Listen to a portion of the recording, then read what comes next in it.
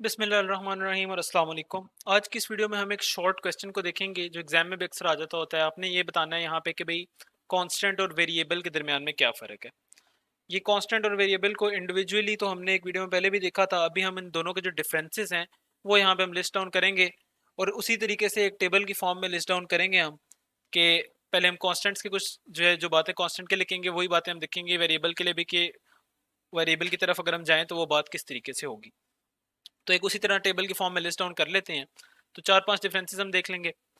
तो कांस्टेंट के लिए हम देखते हैं, हम कहते हैं कि भाई कांस्टेंट एक ऐसी क्वांटिटी है जो कि प्रोग्राम के एग्जीक्यूशन के दरमियान में अपनी वैल्यू को चेंज नहीं करती।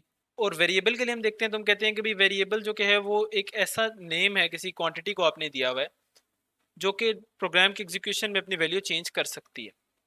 तो इसी को अगर आप थोड़ा सा रिवाइज करें, जब हमने भी पढ़ा था तो हमने ये कहा था कि भाई जो कांस्टेंट होता है, हमने कहा था कांस्टेंट एक ऐसी चीज़ है जो जिसकी वैल्यू चेंज नहीं हो सकती।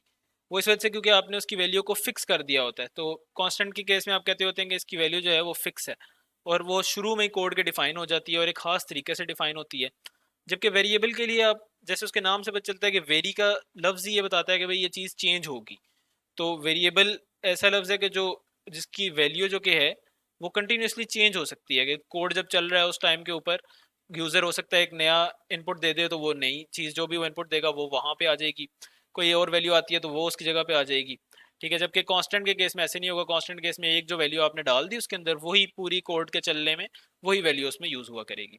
तो इसीलिए उसने लिखा भी यहाँ पे ये है कि भाई quantities whose values do not change during program execution, वो कांस्टेंट है। जबकि वेरिएबल ये है कि a symbolic name whose value can be changed during program execution, जो कि है वो हमारे पास वेरिएबल्स हैं।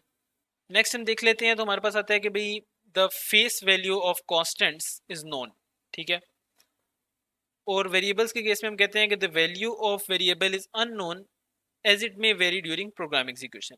अब इनको थोड़ा सा इनकी एक्सप्लेनेशन देख लें कि भाई कांस्टेंट की वैल्यू नोन कैसे होती है। वो इस तरीके से कि भाई जब आप ना डिफाइन करते हैं ना कोड में, तो चूंकि इसने चेंज होना नहीं होता बाद में, तो आप कोड में शुरू में ही डिफाइन करेंगे।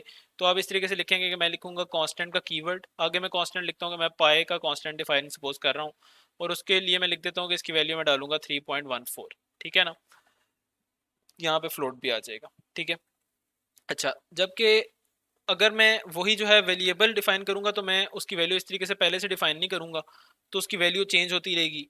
तो इसलिए जो भी मेरा कोड पढ़ेगा तो वो शुरू में ही बता सकता है कांस्टेंट ये डिफाइन हुआ है, इसकी वैल्यू नोन है, हमेशा पाए जब भी आएगा उसकी वैल्यू 3.14 ही होगी। जबकि वेरिएबल कहीं भी आएगा तो उसकी वैल्यू चूंकि कोड में चेंज हो रही है, हो सकता है वो इंक्रीमेंट हो रहा हो, डिक्रीमेंट हो रहा हो, कोई यूजर से इनपुट हम ले रहे हो, तो उसकी वैल्यू आप पहले से बता नहीं सकते कि वो क्या वैल्यू होगी, इसलिए उनकी फेस वैल्यू अननोन होती है वेरिएबल्स की। नेक्स्ट देख लें तो जो कॉन्स्टेंट्स हैं उसके बारे में कहता है कि on one can only assign value to a constant while defining it. तो जैसे अभी हमने पहले देखा था कि जब हम डिफाइन कर रहे थे उसी टाइम पे हमने उसकी वैल्यू असाइन कर दी थी पाई की। जबकि वेरिएबल अगर वो वेरिएबल होता तो बाद में भी कर सकते थे। कांस्टेंट के केस में बाद में नहीं आप कर सकते कि मैं अब इसकी वैल्यू चेंज कर रहा हूँ। जबकि वेरिएबल के केस में आप कहते हैं कि भाई values can be assigned two variables at any time. ठीक है, तो कोड जब चल रहा है तो किसी भी टाइम के ऊपर जो कि है आप उसकी वैल्यू को जो है ना वो चेंज कर सकते हैं किसी भी वेरिएबल की। नेक्स्ट देखें तो जो कांस्टेंट्स हैं they can be defined using hash define का कीवर्ड या CONST कांस्टेंट का जो कीवर्ड है उसके साथ। तो अगर आगे एक एग्जांपल है मैंने लिखा हुआ भी है किस तरीके से डिफाइन होते हैं। तो आप या तो ये वाला कीवर्ड पहले लगाएंगे और आगे उसी तरह आप कहेंगे कि ये फ्लोट है या इंट है और आगे उसका नाम क्या है और फिर आप उसकी वैल्यू बता देंगे, या फिर आप ये कांस्टेंट का कीवर्ड लगाएंगे, आगे जो आप बताएंगे उसकी टाइप और की जो है ना उसका नाम। वेरिएबल जो क्या है स्टैंडर्ड तरीके से डिफाइन होते हैं कि जिस तरह आप जैसे इंटीजर अगर वेरिएबल डिफाइन करना है तो इंट और आगे उसका नाम एक्स है और बस ये डिफाइन अभी हो गया। अब इसको इनिशियलाइज हमने नहीं किया, इनिशियलाइज अगर करना चाहें तो कर सकते हैं, वरना ना भी हो तो बाद में भी आप इसके अंदर कोई भी वैल्यू डाल सकते हैं कि एक्स इज इक्वल टू मैं 2 डाल दी है या एक्स इज इक्वल टू मैं 10 डाल दी है। तो ये पिछली वाली वैल्यू ओवर होती जाएगी और आप अगली वैल्यू मतलब चेंज कर करके ऐड कर सकते हैं, इसमें कोई इशू नहीं होता। लास्टली आप एक एग्जांपल देख लें तो जैसे हमने पहले भी कहा था उसी की एग्जांपल भी देख लें कि हमने एक कांस्टेंट डिफाइन किया है। कांस्टेंट मैंने जब डिफाइन किया है तो मैंने यहाँ पे आप देखेंगे भाई वो बताया भी उसी तरीके से था कि भाई या तो दो तरीके हैं इनको डिफाइन करने के, या तो आप हैश डिफाइन यूज़ कर लेंगे जैसे यहाँ पे हुआ है, या फिर आप कांस्टेंट का कीवर्ड यूज़ कर लेंगे। हैश डिफाइन करेंगे तो आगे वेरिएबल का नाम आएगा और उसके बाद उसकी वैल्यू आ जाएगी। कांस्टेंट का करेंगे तो आगे वेरिएबल की टाइप आएगी, फिर वेरिएबल का नाम आएगा, इक्वल टू आएगा और फिर वैल्यू और सेमी कॉलन जैसे कि उसका सिंटैक्स है उसको फॉलो करते हुए। वेरिएबल कह रहा हूँ, सॉरी, कांस्टेंट की। बेसिकली वेरिएबल में पाई को कह रहा था, पाई बेसिकली इस टाइम पे कांस्टेंट है एक। जबकि अगर वेरिएबल के केस में आप देखें तो आपने एक वेरिएबल डिफाइन किया VAR के नाम से, तो आपने उसकी पहले बस टाइप बताई इंट है, और आगे आपने उसमें इनिशियलाइज उसमें करा दिया कि वैल्यू 25 है। लेकिन चूंकि ये कांस्टेंट नहीं वेरिएबल है, तो अगली लाइन के अंदर आप इसकी वैल्यू को चेंज भी कर सकते हैं। जैसे आपने यहाँ पे इसकी वैल्यू चेंज कर दिया, आपने कहा वेरिएबल की वैल्यू अब 25 नहीं अब 10 होगी।